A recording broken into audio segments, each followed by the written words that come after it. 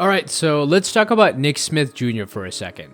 I feel like he's flown under the radar, right? If you told me a year ago that the Lakers would have Nick Smith Jr. on the roster, I'd probably think it was some sort of consolidation trade or there was a G League move or something. But no, he's actually looking like one of the more intriguing young guards in camp.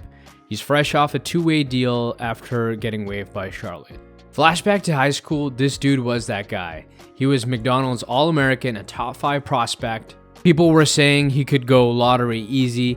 Then there was a knee injury at Arkansas that derailed everything. He played just around 17 games, averaging 12.5 points, but shooting a rough 37.6% from the field and 33.8% from 3, and people kind of moved on.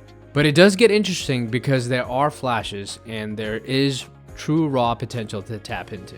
He's got this smooth pull-up, that little in-between game that's super underrated for guards right now. You can tell he's comfortable in space, catch and shoot, pull-up, floater, little hesitation move. It's all there. He's just never had a consistent stretch to show it. Last season with Charlotte, he appeared in 60 games, 27 starts, averaging 9.9 points, 2.1 rebounds, and 2.4 assists in 22.8 minutes per game. Solid bench production that ramped up to 11.9 points and 2.9 assists over his final 46 games after the new year. What stands out the most to me is how patient he is when he's playing on the floor. His overall field goal efficiency hovered around 42% in Charlotte. The strength isn't fully there at 6'2" and 185 pounds.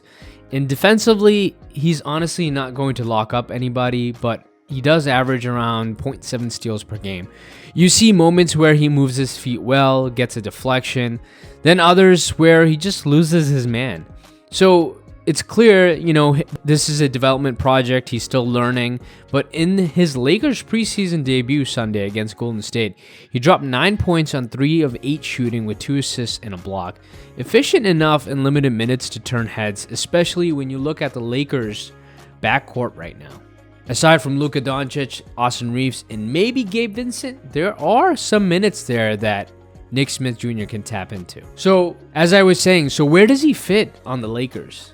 He's not going to steal minutes right away, but behind Austin Reaves and Luka Doncic, the Lakers obviously need some pop. Someone who can create their own shot, get buckets in short bursts, and someone who can get to the basket in this slithery slope way. That's where Nick could sneak in.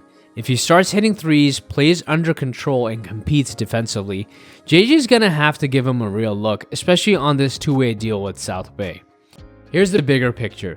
A guard like this every year gets overlooked, and if you look at the Lakers' history, you love going back and pulling from the lottery and development point. Lakers love to bring in these developmental type projects, and you look at Malik Monk, Nick Smith could fall very, very similar in that ilk. And as fans and other fan bases, they may ask, where did this dude come from? Not coming in with big expectations, but he's able to find a lane and he can stay in it.